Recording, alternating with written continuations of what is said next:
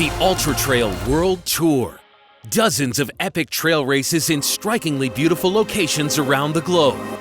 2020 was set to be another dramatic season, starting with the Hong Kong 100 that traverses remote and unspoiled beaches, ancient forests, nature trails, reservoirs, and steep hills. With over 4,500 meters of climbing, Hong Kong's famous Maclohos Trail is the course's focal point, finishing with the descent off of Tai Mo Shan, Hong Kong's highest peak. It seemed like a great start to the season. But then, a global pandemic stopped trail racing in its tracks around the globe. Iconic courses were empty, and in Chamonix, the world's home of trail running, the famous pedestrian streets felt eerily silent. Only 7 races took place in 2020. Let's take a look at what happened.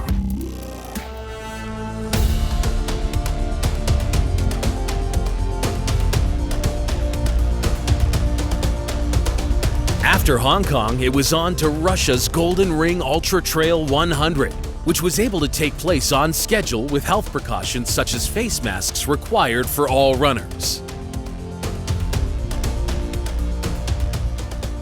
In Chamonix, Ultra Trail du Mont Blanc race co-director Michel Politi joined over 17,000 runners around the globe in taking part in UTMB for the Planet.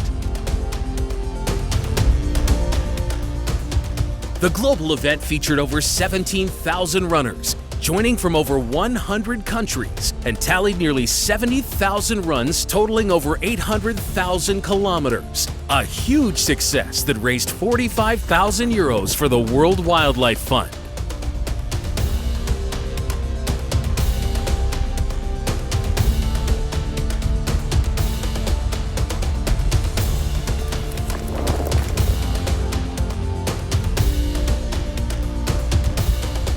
Trans-Gran Canaria in the Spanish Canary Islands was another of the few races that were able to take place.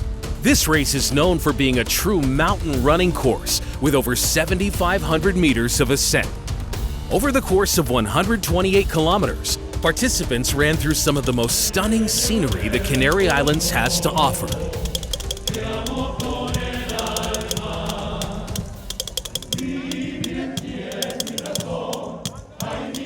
New Zealand's 102-kilometer Tarawera was another race that was able to take place last year.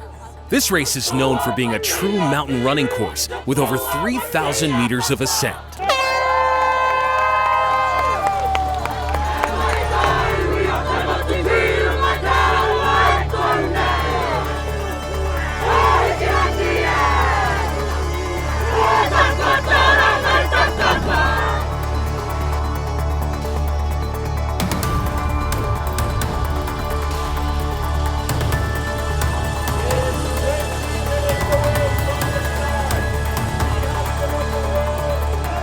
Pau Capel, 2020's winner of the 128-kilometer-long Trans-Gran Canaria, had another goal in mind last year too, breaking 20 hours on what just might be the world's most famous trail race course. The UTMB's run around the Mont Blanc range through France, Switzerland, and Italy. His time of 28 hours, 17 minutes, and 18 seconds fell short. But trail runners around the world appreciated his creativity and the drama of a hard-fought event during this pandemic year. And so from Russia to Hong Kong to the United States, the spirit of trail racing could not be completely extinguished. Where they could do so safely, runners competed and pushed hard to the finish line. It was a year when those who raced did so not just for themselves, but for a world hungry for a return to familiar routines.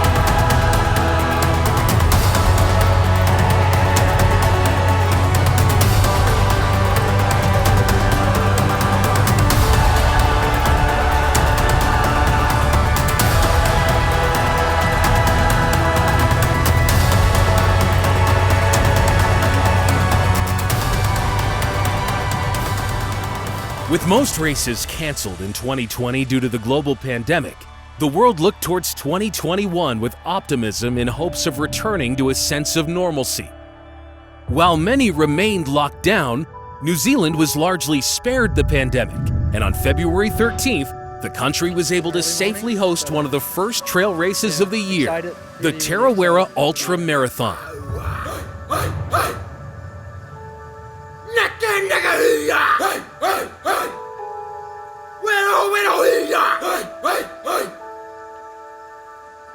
For many runners, this was their first race back after a long hiatus. I think it's an early morning, but yeah, excited, really excited to be here.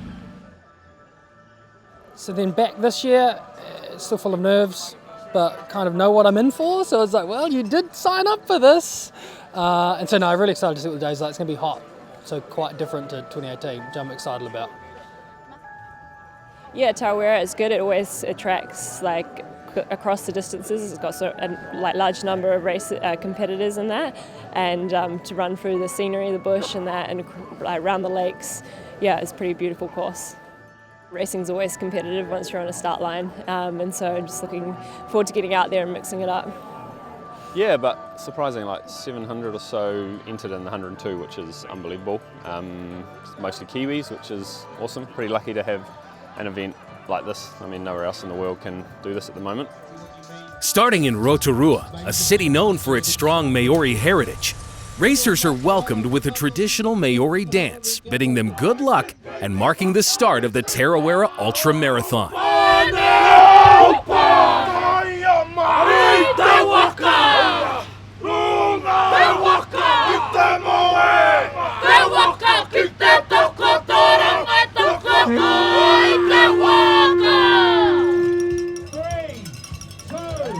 As the day passed, runners moved through lush forests, past cascading waterfalls and crystal clear lakes. Along the way, runners were received by enthusiastic volunteers at the aid stations that scattered the length of the course.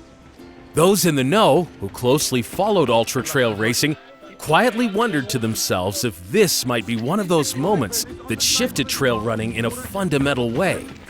And that did come to pass as Ruth Croft, one of the strongest mountain runners in the world, became the first to cross the finish line, winning the race hands down.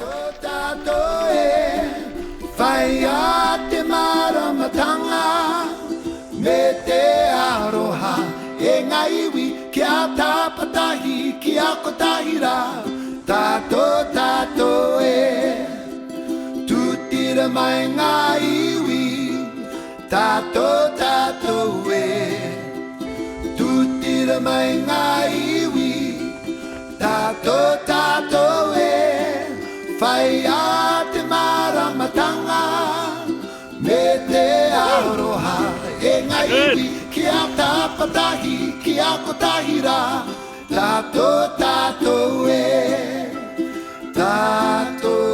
tato e. Let's go.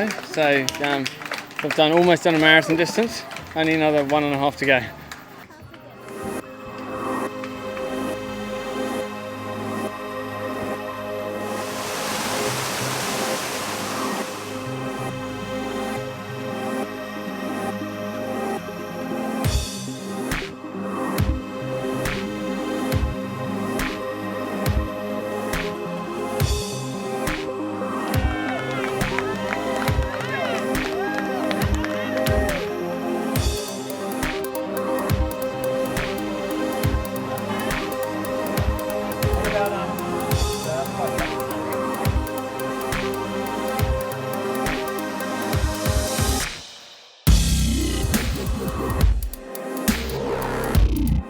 Croft, a New Zealand native, took the women's lead early on, running with the top men's pack for much of the first half of the race.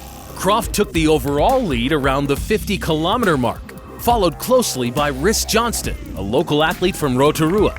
Croft has won the 55-kilometer OCC race in Chamonix, France, as well as that mountain town's 42-kilometer Mont Blanc marathon. Her road marathon time is a speedy 2 hours and 34 minutes. Croft has won the 55-kilometer OCC race in Chamonix, France, as well as that mountain town's 42-kilometer Mont Blanc Marathon. Her road marathon time is a speedy 2 hours and 34 minutes. As the race progressed, Croft steadily extended her lead, creating an increasing gap between herself and the all-male pack behind her. Rhys Johnston was unsure if he would even make it to the starting line this year. He had a serious bike accident last year that left him with a broken rib and a shoulder injury. He fell back to second overall behind Croft, a top male competitor.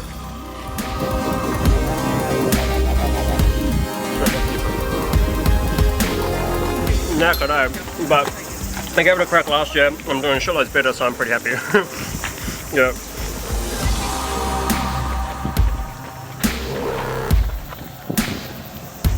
Who are you supporting? Grant Dory. This is Kanoka Azumi's second attempt at the 102-kilometer distance. She was the 5th woman to cross the line 1 year ago in Tarawera. She is close behind Croft, but the distance between the two has continued to grow as Croft gains the lead.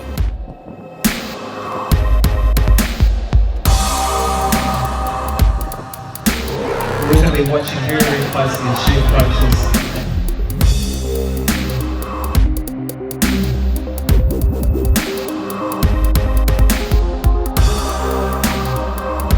It was a phenomenal run by Croft. In 9 hours, 21 minutes, Croft made history, becoming not only the first female athlete to take the overall win at the Tarawera ultramarathon, but setting a new women's course record, lowering the previous time by 7 minutes, set by U.S. runner Courtney Dauwalter. Dauwalter is one of the top ultra runners in the world. She won the U.S.'s Western States 100-mile endurance in 2018, running the second fastest time ever, and that year was named Ultra Runner of the Year. I tried to start a bit conservatively, but it's pretty tough because the first 30k is just so fast. And then tried to put the hammer down a bit at 31k, and then had a good bunch of guys that I was running with. And then tried to get a gap like around where the boat ride was, and then suffered a bit after that to Miller Road, and then kind of pulled it together until the end. Yeah. Rhys Johnston took the men's win with a time of 9 hours and 39 minutes, just 3 minutes ahead of second place winner Chris Sanson. It was a remarkable win for Johnston, who was unsure if he would even make it to the start line this year. As the day progressed, there were plenty of smiles and high fives as runners of all abilities celebrated crossing the finish line. Just getting there after 102 kilometers was a win for every person who dared to toe the start line.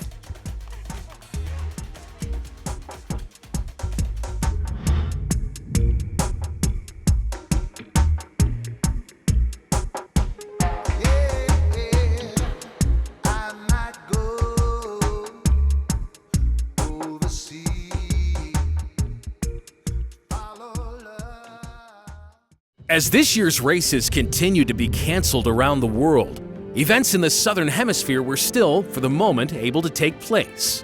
And so, from New Zealand, the Ultra Trail World Tour hopped over to neighboring Australia for the start of the Ultra Trail Australia. Oh, this is the start group. I tell you, some of the clean athletes in this lineup.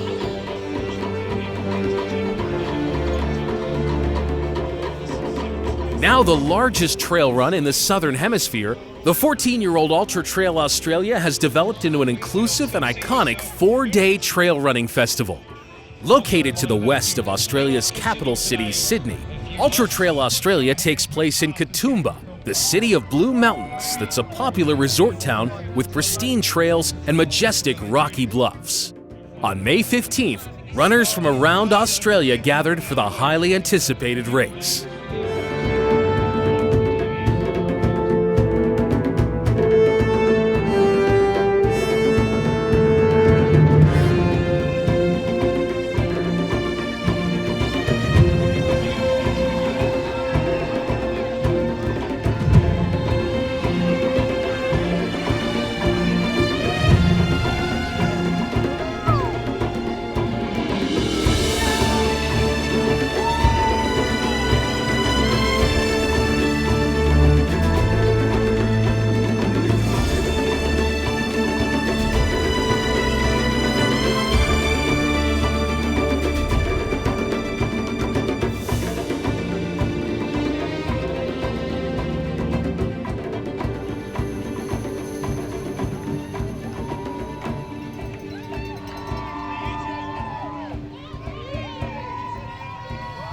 Ultra Trail Australia hosts a variety of distances, ranging from 11 kilometers to the main attraction, a 100-kilometer race.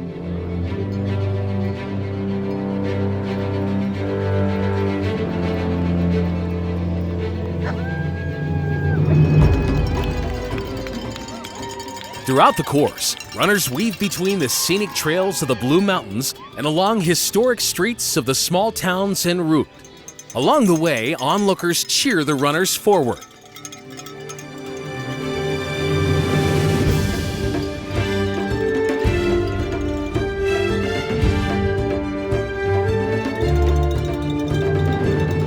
Vaughan Armstrong, one of New Zealand's top ultra runners, looks strong as he rolls along the course. Armstrong has extensive experience in ultra distances, including wins throughout Europe and the United States. The 100-kilometer race takes runners over the tops of cliffs, through lush trails and valleys, and across breathtaking ridgelines. Here, the peaks of the Blue Mountains soar above thick green jungles, waterfalls, and majestic rivers. This part of wild Australia is one of the world's most beautiful regions. Meanwhile, Finnish runner Cecilia Matas, nicknamed the Flying Finn, has been steadily moving up in the pack. She started cautiously in 6th place, but by the halfway mark she had moved into 1st and has been holding her position steadily since then.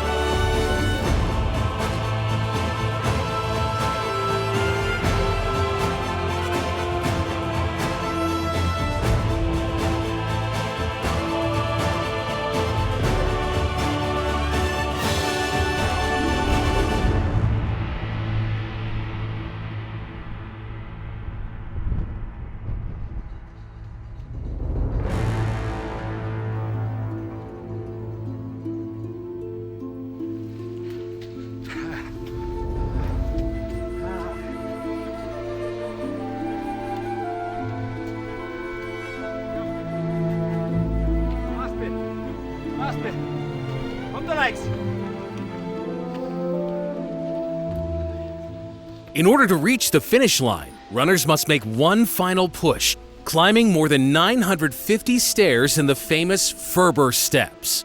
The giant 998-step stairway cut into the side of a cliff takes hikers a half day to complete. Today, though, even the most tired ultra runners are tackling it at a faster clip.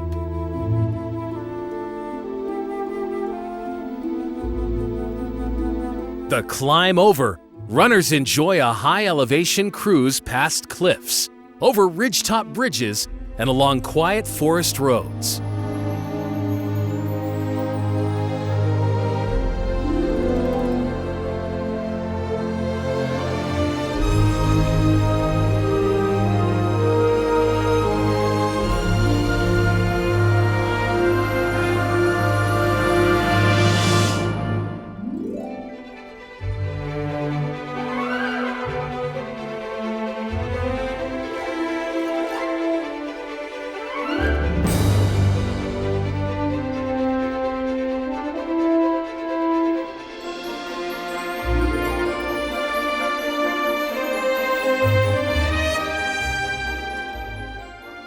In the end, it was Matthew Pello who took the men's win in his first ever ultra race with a time of 9 hours 51 minutes. A professional triathlete for 6 years, Pello has a long history of endurance sports, but today was 34 kilometers longer than anything he had raced before. Pello crossed the line with a 13-minute lead over second-place finisher Armstrong. Third place on the podium went to newcomer Michael de Montes. Coming to this race just wanting a challenge an adventure. And I was up here in Katoomba a few months ago, and I saw how wonderful the tracks are around here. And it was just, I saw it pop up, and I was like, I've got to come and do that. I only entered 2 weeks ago. I knew I was fit. I had it sort of in the back of my mind, and